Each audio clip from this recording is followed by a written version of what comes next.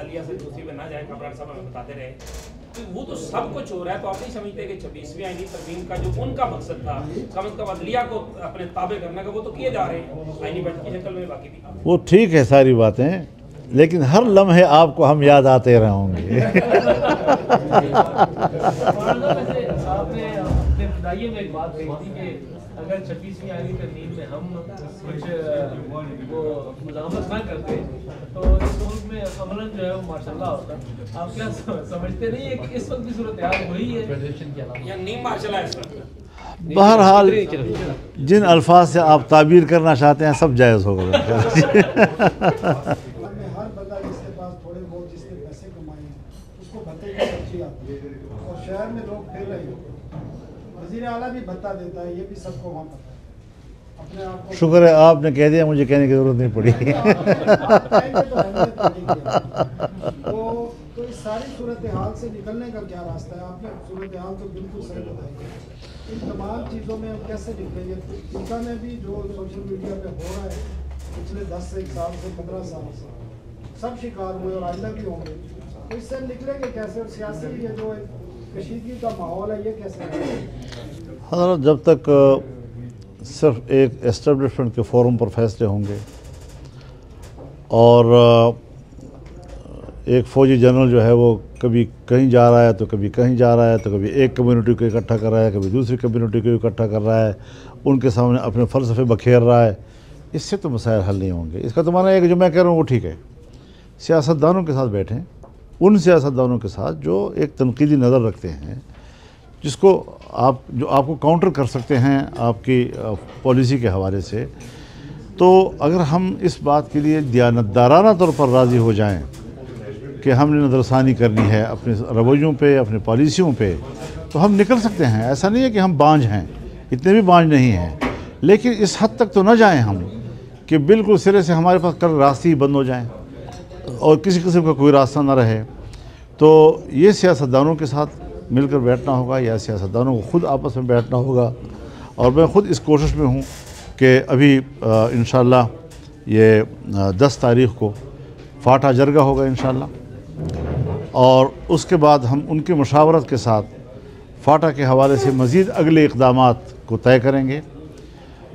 उसमें हम मज़ीद किन लोगों को शरीक करें, उसके हवाले से हमारे सियासी जमातों का क्या रोल होना चाहिए, ये सब उस मुशावरत में शरीक होगा। और ये जरगा बुलाया जा रहा है, उस जरगे के तसलसल में जो डेरा इस्माइल खान में मेरे पास 2-300 लोग आए थे।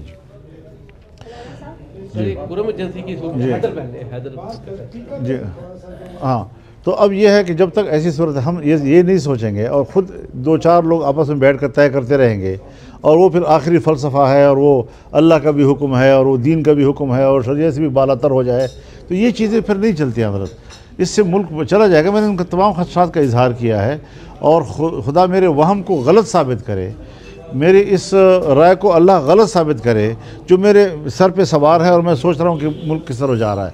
आप कहते हैं जी मुल्क माशी तौर पर ठीक हो रहा है, आपका मुल्क आने वाले दिनों में या अगले साल बजट तक आपका रुपये मज़ीद गिरेगा और 400 तक जाएगा जी, 400 से कुछ कम। आपका GDP जो है वो कम हो जाएगा और आप कहेंगे जी फ़लाँ शोबे में इतना इशारा हुआ है, इतना इशारा फ़ायदा हुआ है, इतना इशारा फ़ायदा हुआ है।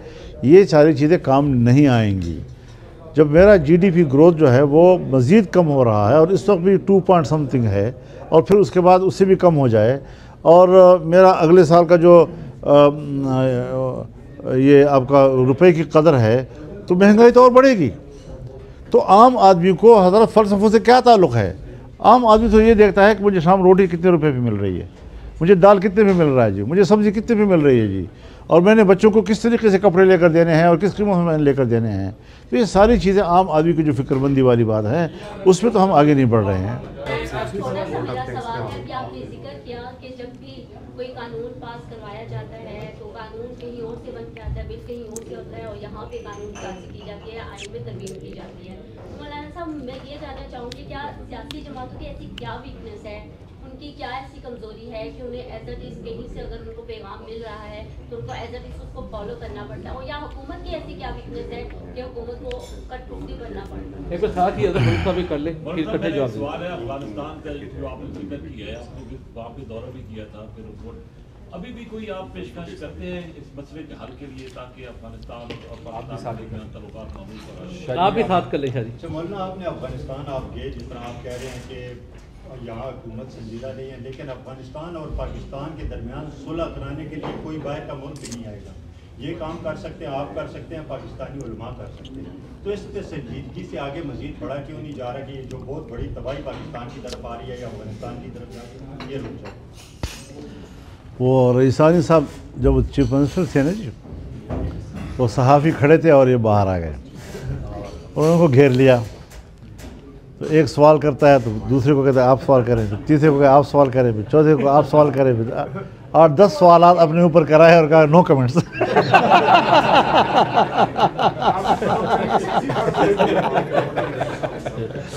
देखिए, जहाँ तक है अफ़गानिस्तान का मसला, जब मैं गया था तो इलेक्शन नहीं हुए थे और एक एतमाद का माहौल मौजूद था। मैं उनकी दावत पे गया था, अपनी कैपेसिटी में गया था, स्टेट का नुमाइंदा नहीं था मैं, लेकिन मैंने वज़ारत ख़ारजा से रब्ता किया, स्टेट को एतमाद में लिया, उनकी तजावीज़ और उनकी राय सोच को साथ लेकर मैं गया, उसी को सामने रखते हुए मैंने एजेंडा बनाया और उन तमाम इश्यूज़ के ऊपर मैंने वहाँ पर एक हफ़्ता गुजारा, सबसे बातें की और एक एक मसले पर हमने अपना हल तलाश कर लिया उसका। जी, इलेक्शन के दौरान जो इलेक्शन में धांधली हुई, नंगी धांधली, अलल ऐलान धांधली, उसके बाद क्या एतमाद का माहौल रहा? क्या ये अकेला मेरा काम है कि मैं जाऊंगा? ये तो स्टेट का काम है। हाँ, अगर एतमाद का माहौल बहाल किया जाता है, सियासी तौर पर मामला ठीक किए जाते हैं, तो फिर एक एतमाद के माहौल में ये सारी चीज़ें हम अपने लिए करेंगे, किसी पे एहसान नहीं है, हमारा मुल्क है, हमारा घर है। और आप क्या कह रही थी? हाँ, मैं खुद PDM की और उससे पहले जो ऑल पार्टीज़ होती थी, एक से ज़्यादा मरतबा ये बात कह चुका हूँ कि अकाबिरीन हज़रात, जनरल ज़िया-उल हक़ के ज़माने से मैं शरीक हूँ जमहूरियत की तहरीकों में। आज हम कहाँ बैठे हैं? ये जमहूरियत क्यों कमज़ोर हो रही है, बावजूद इसके हम तमाम तवानाइयाँ उसके लिए सर्व कर रहे हैं, और आमिराना क़ुव्वतें क्यों ताकतवर होती जा रही हैं और गिरफ्त मजबूत कर रही हैं हमारे न चाहते हुए? ये सवाल मेरा होता था और मैं यही बात कहता था कि हम समझौते करते हैं, सियासतदान कंप्रोमाइज़ करता है जमहूरियत पर, और हमारे सियासतदानों ने जमहूरियत पर कंप्रोमाइज़ करके आज हम जैसे लोगों को जो ज़रा उसूल के ऊपर और जमहूरियत और अवाम की राय की तरफ जाना चाहते हैं, उनको मायूस किया है। तो सियासतदान एक दूसरे के ख़िलाफ़ फरीक होते हैं, तो एक तबका नहीं है। सहाफ़ी तो एक तबका हो जाते हैं ना, मज़दूर एक तबका हो जाता है, किसान एक तबका हो जाता है, लेकिन सियासतदान एक दूसरे के मुकाबले में फ़रीक होते हैं। जी, मैंने इन तमाम हज़रात के सामने ये बातें, सवालात उठाई हैं, और जो आप सवाल कर रही हैं यही मेरा सवाल है कि अगर सियासतदान ये मौजूदी हालात के तहत अपने मफाद व इक़्तिदार के लिए समझौता न करें तो हम मुकम्मल जमहूरियत पाकिस्तान में ला सकते हैं। जी मोहतरमा, मौलाना साहब, आपने वफ़ाक़ मदारिस की बात की। हमारे माशरे का एक बहुत बड़ा फैक्शन है जो इन मदारिस में पढ़ता है, और अगर ये तो ह्यूमैनिटेरियन इशू है कि अगर इसकी फंडिंग, इसकी सपोर्ट रोक दी जाए, ये बच्चे जो पढ़ते हैं इन मदारिस में, ये स्टेट के लिए कोई ख़तरा भी नहीं है, तालीम हासिल कर रहे हैं। ये पहले कहा गया कि इसका सिलेबस चेंज किया जाए और इसके बाद इसकी फंडिंग पे सवालात उठाए गए। हमारे माशरे के बहुत सारे नौजवान, बहुत सारे बच्चे इन मदारिस से तालीम हासिल कर रहे हैं। ये मामला किस तरफ जा रहा है, किस तरह सॉर्ट आउट होगा हुकूमत के साथ? देखिए, जहाँ तक मदारस का ताल्लुक़ है, जो इसकी बुनियाद इस बात पर पड़ी है कि ये आम मुसलमानों के माली मदद से चलेंगी। ये ऐसे NGOs होंगी कि जो किसी तालिब इल्म से फ़ीस नहीं लेगी, बल्कि बाद मदारस में तलबा गरीब लोगों को वजीफ़े दिए जाते हैं, किताबें मुफ्त दी जाती हैं, कमरा, बिजली, पानी, गैस, चारपाई सब कुछ उनको मुफ्त दिया जाता है। और आपके मुल्क का कितनी फ़ीसद तबका है कि जो मुफ्त तालीम हासिल करने के इदारों में पढ़ रहा है जी। तो इस हवाले से 2-3 चीज़ों पे इत्तिफाक हुआ था जनरल मुशर्रफ के ज़माने में, जब 2004 के दिसंबर में एक मुआहदे पे पहुँचे और 2005 की जनवरी में उस पर दस्तखत हो गए जी कि नंबर 1 कि दीनी मदारस का निसाब क्या होगा, नंबर 2 उसका मालियाती निज़ाम क्या होगा, उसका तंजीमी ढांचा क्या होगा। इन 3 चीज़ों पर हुकूमत से इत्तिफाक के बाद मुआहदा हुआ था और फिर कुछ मुश्किलात सामने आईं जिस पर 2010 में फिर दस्तखत हुए और उसके बाद एकदम से उन्होंने कहा कि जी आप वज़ारत तालीम के नीचे आ जाएं।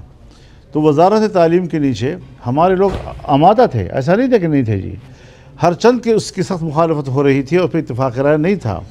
लेकिन उसमें जो उन्होंने मुआहदे किए हमारे साथ वो एक ये था कि तमाम मदारस की रजिस्ट्रेशन बहाल हो जाएगी, तमाम मदारस और जिसकी होनी है उसमें हुकूमत ताउन करेगी, बैंक अकाउंट खुल जाएंगे, बैरूनी तलबा को तालीम हासिल करने के लिए 9 साल का वीज़ा दिया जाएगा। आज तक न किसी एक मदरसे की रजिस्ट्रेशन बहाल हुई, न किसी एक मदरसे का बैंक अकाउंट बहाल हुआ, न किसी एक तालिब इल्म को बाहर से 9 साल का वीज़ा मिला। तो मुआहदे की खिलाफ वर्जी हो गई और वज़ीर तालीम ने उस वक्त कहा था कि ये वज़ारत तालीम के मातहत होंगे, जबकि सोसाइटी एक्ट के तहत मातहत नहीं हुआ करती जी। वो एक डाकखाना होता है जिसमें सिर्फ एक आदाद शुमार मालूम होता है कि यहाँ इतने लोग, तो NGOs हैं, स्कूल्स हैं, कॉलेजेस हैं, यूनिवर्सिटियाँ हैं, कारखाने हैं, फैक्ट्रियाँ हैं, वो उसी में आकर रजिस्टर होती रहती हैं। तो इस पोजीशन में 1860 के बाद, क्योंकि 1866 में दारुल उलूम देवबंद में पहला मदरसा वजूद में आया था जी, और उसके बाद से फिर उसका निसाब तब्दील भी होता रहा, बढ़ता भी रहा, कम बेश होता रहा सारा चीज़। अब पूरे कुर्रे अर्ज़ पर ये इदारे, ये मदरसे छाए हुए हैं जी। तो ये कुरान और हदीस की उलूम के तहफ़्फ़ुज़ के लिए है जो अंग्रेज़ ने निकाले थे। अंग्रेज़ ने अलीगढ़ मदरसे में कुरान का मौजू मुकम्मल निकाल दिया था, हदीस का मौजू मुकम्मल निकाल दिया था, फ़िक़्ह का मौजू मुकम्मल निकाल दिया था। फ़ारसी ज़ुबान बर्रसगीर की सरकारी ज़ुबान थी, उसको सिर से तालीम से निकाल दिया गया। अब ये चीज़ें निकालने के बाद प्राइवेट सेक्टर में उलमाए किराम ने इसको तहफ़्फ़ुज़ देने का एहतमाम किया और उसके साथ उन्होंने दुनियावी उलूम भी साथ साथ देना शुरू किए जी। तमाम फ़नून पढ़ाते रहे, लुग़त के उलूम थे, अदब के उलूम थे, मानी के उलूम थे, फ़लसफ़ा के उलूम थे, हंदसा के उलूम थे, फ़लकियात के उलूम थे, सारी चीज़ उसमें पढ़ाई जाती थी जी। और आज भी वो सिलसिले जारी हैं। तो इस तरीके से एक तालीम को आप कहें कि जी मेरी मर्ज़ी के मुताबिक हो, तालीम तो हर तालिब इल्म के और इंसान की मर्ज़ी के मुताबिक होता है जी। और जो बैनुल-अक़वामी इंसानी हुकूक़ का चार्टर है वो भी कहता है कि हर इंसान को अपनी मर्ज़ी से तालीम हासिल करने का हक़ हासिल है। तो यहाँ अपनी मर्ज़ी से तालीम को क्यों जुर्म करार दिया जा रहा है? तो ये सारी चीज़ें हमारी बिल्कुल आईनी और क़ानूनी हैं और हम मुल्क के साथ चलना चाहते हैं। हमारी पॉलिसी ये है कि हमने आइन और क़ानून की पाबंद रहना है। तो कानून और आइन के शिकंजे हमारे लिए क्यों मुख्तलिफ हैं? इम्तियाज़ आपके जो नेशनल एक्शन प्लान है उसमें क्यों ये इम्तियाज़ी कानून है कि दीनी मदारस के बारे में उस पर नज़र रखी जाएगी और ये किया जाएगा, वो किया जाएगा, और दहशतगर्दी का ये। तो दीनी मदारस के हवाले से आपका नेशनल एक्शन प्लान जो है वो एक इम्तियाज़ी कानून है। और जिस वक्त ये पास हो रहा था मैं उस मीटिंग में मौजूद था, मैंने ही मुखालफत की थी अकेले। कामरान साहब ज़रा इसकी वजाहत फरमा दें कि जो असरात हमारे सामने आ रहे हैं। ऐसा है कि क्योंकि मंसूर अली शाह के हवाले से जो ना आपने डायरेक्ट सवाल किया ना कि शायद ये सारा कुछ ठीक है, तो मंसूर अली शाह के हवाले से जब हम जाती उम्रा में बैठे थे तो उस वक्त भी जो है हमें पैनल वाली बात जो है वो गलत नहीं थी। पैनल वाली बात जो है कि सीनियर जो है खुद ब खुद जो है वो स्टेप अप हो जाएगा, ये मेरा ख्याल है कि कोई ये दुनिया में कहीं पर भी नहीं होता। मगर ये कहा गया था पैनल लाएंगे, मगर उसके साथ एक कमिटमेंट थी कि अंडरस्टैंडिंग थी। अंडरस्टैंडिंग ये थी कि मंसूर अली शाह ही होंगे। ये बात अंडरस्टैंड करवाई गई थी। तारड़ साहब आप भी मौजूद हैं, उनसे पूछ लीजिएगा कि आया ये अंडरस्टैंड करवाया गया था या नहीं करवाया गया था। पीपल्स पार्टी का स्टैंड भी यही था और जब ये स्टैंड था तो देन जो है ना वो हमने कहा कि आइंदा के लिए पैनल में कोई खराबी नहीं है। इसमें जो काबिल एतराज़ बात आपकी हो सकती है एट दी मोस्ट ही मंसूर अली शाह वाली हो सकती है, इसके अलावा कोई नहीं हो सकती। या कॉन्स्टिट्यूशन बेंच जब कॉन्स्टिट्यूशन कोर्ट की बात थी तो हमने उसको लेसर उस पर लाया, इसके अलावा तो कोई 26 अमेंडमेंट में कोई ख़राब बात नहीं है ना। तो वहाँ एक अंडरस्टैंडिंग हो गई। जब अंडरस्टैंडिंग हो गई तो वो अंडरस्टैंडिंग पे कौन कायम नहीं रहा, दो पार्टियां कायम नहीं रही, बल्कि उसके साथ तीसरी पार्टी की तीसरी पार्टी उठ के चली गई, उसने जगह दे दी और दो पार्टियां जो है उन्होंने उस तरफ वोट दिया। हमारा वाहिद वोट था जो उसी असूल के ऊपर गया जिसके ऊपर हम खड़े थे। हमने उसमें डाइसेंट किया, हालांकि वकील के लिए बड़ा मुश्किल होता है कि जिसने कल चीफ जस्टिस बनना है उसके खिलाफ वोट, तो हम वही खड़े थे, बाकी दोस्त अपनी जगह से इधर उधर हो गए। हमारे अफसर की नमाज भी जा रही है।